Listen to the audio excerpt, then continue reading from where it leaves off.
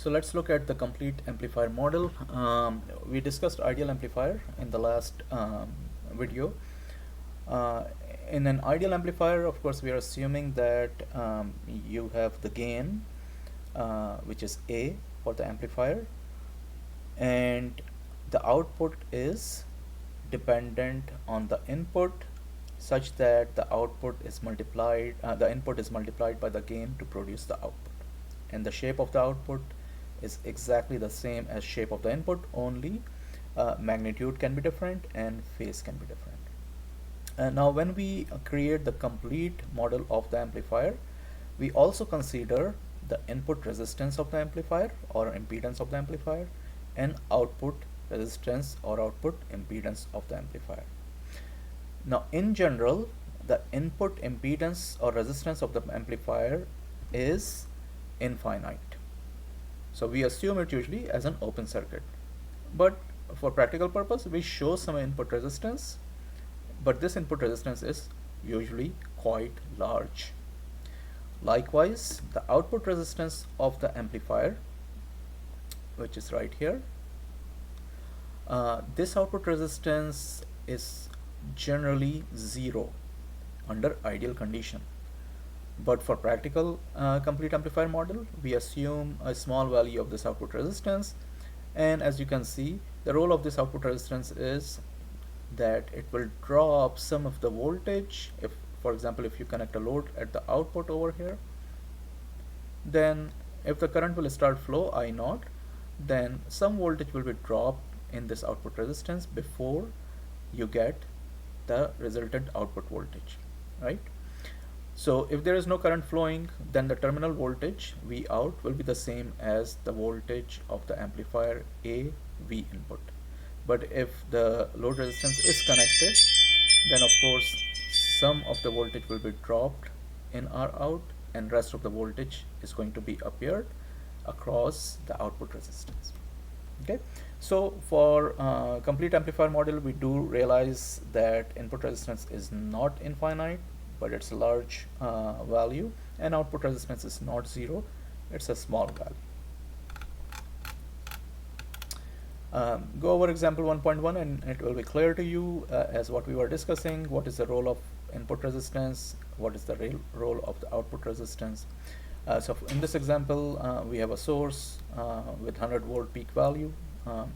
We have the source resistance. Generally source resistance is very small, it's not really 10 ohms. I'm just showing you 10 ohm just to solve this problem. And then we have a load resistance of 100 ohm. Input resistance of the amplifier is 250 ohm and output resistance is 15 ohm. And the question that I ask in this problem is we have to determine the overall gain of the circuit. Now remember, there are two gains in the circuit. The gain of the amplifier is A, which is 100, which is given to you, right? That's the gain of the amplifier, or what we call open circuit gain of the circuit. Open circuit gain of the amplifier. That is when there is no load connected, then what will be the gain of the amplifier? That is, there is no voltage drop here. Now the other gain is that overall gain or total gain of the circuit, which is what value of voltage you're observing at the output that will be compared against the input Vs. So the overall gain we represent generally AS naught is equal to V out over Vs. That's the overall gain. And the amplifier gain, open circuit amplifier gain, is A, which is 100.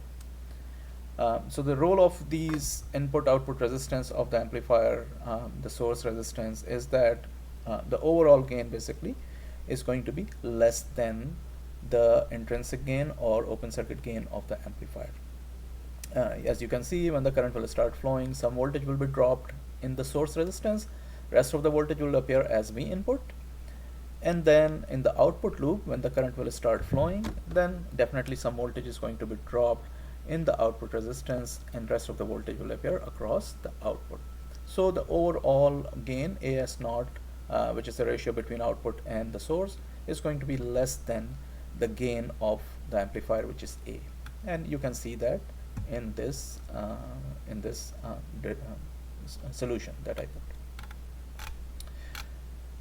Let's look at how do you cascade amplifier stages. So many times you want to or you need a higher gain, higher than what one amplifier can give you, one linear amplifier can give you. In that case, we can cascade a bunch of amplifiers in series such that your overall gain will be higher than what you are expecting from a single amplifier. So when you cascade amplifiers, let's say over here, you have two stages of amplifier. You have one stage with the gain of the amplifier to be A1, input resistance R input 1, and output resistance R output 1, and A2, R input 2, and R output 2 for the second stage. So when you create the model, circuit model of that, each amplifier of course is going to be represented by the input resistance, the voltage controlled voltage source, and the output resistance. So this will be the complete circuit model. This is the block diagram model. This is the circuit model of the amplifier. Now how do you calculate the overall gain? Now before that, in this slide, I'm just going over if you have a single stage, right? Like you have this right here, single stage of amplifier, right? So how do you calculate the gain, overall gain of the single stage of amplifier? You can also see how did I solve over here. But in general, the way you calculate the gain of the single stage of amplifier and multiple stages of amplifier is to write the gain equation down in terms of a chain, what do you call the chain rule, or the chain method, such that different voltages will be crossed out, will be cancelled, and your final value from that chain is going to be equal to V out over Vs.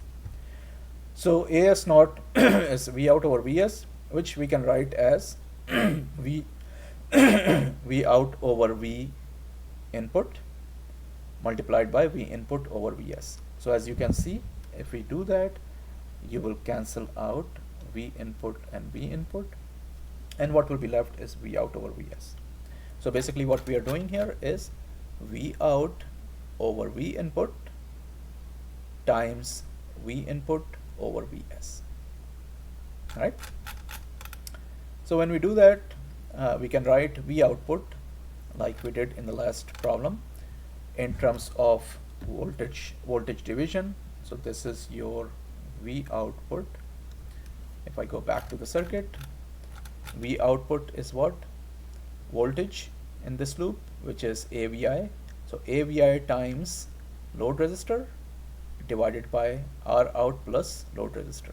Using voltage division, that's going to be the output voltage, right? So that's what we wrote over here.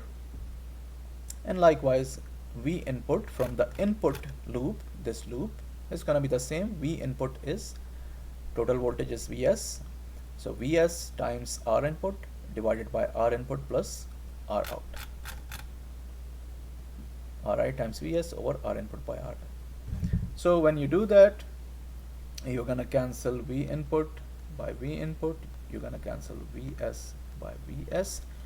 And the total gain or overall gain AS naught is going to be RL over RL plus R out times A times R input over R input plus Rs.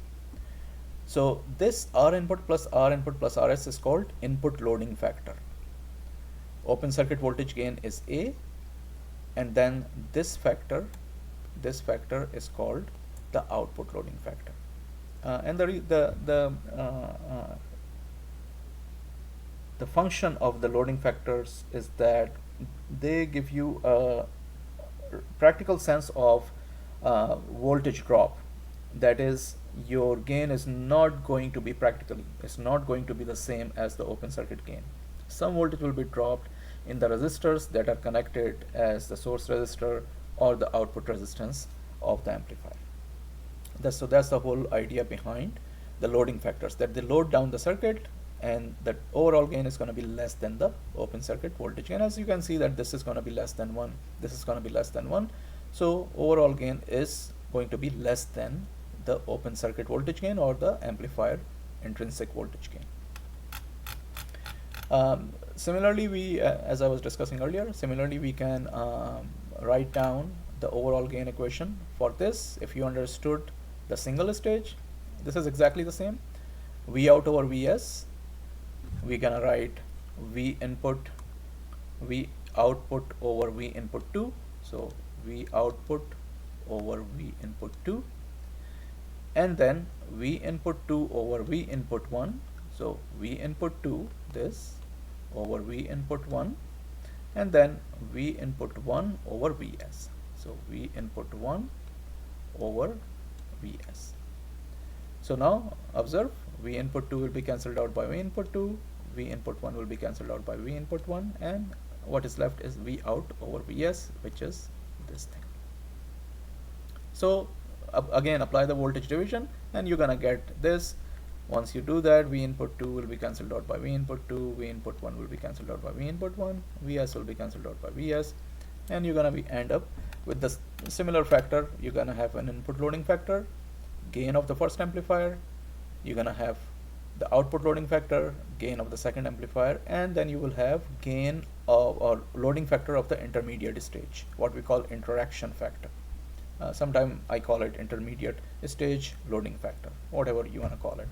Alright, so overall gain of course is going to be less than the product of the open circuit gains of the two amplifiers. Observe, if we do not have Rs, if we do not have R output 1 or R output 2, they will assume to be 0, let's say, then your total gain is going to be simply the product of A1 and A2, right? If R input 1 is 0, R input 2 is 0, and R L is, if your Rs is 0, Rs is 0, R output 1 is 0, and R output 2 is 0. If these three factors are 0, this, and this, that is if we consider ideal case. Then of course R input 1 will be cancelled out by R input 1, R input 2 will be cancelled out by R input 2, and RL will be cancelled out by RL, and you will have total gain to be A1 times A2. But again, these loading factors, they give you a real sense of the fact that the output gain of the amplifier, or the total gain of the amplifier, is not going to be equal to the product of individual gains of the amplifiers, because some of the voltage will be dropped inside the amplifier in different resistors. Okay. So next we're gonna look at gain in decibel.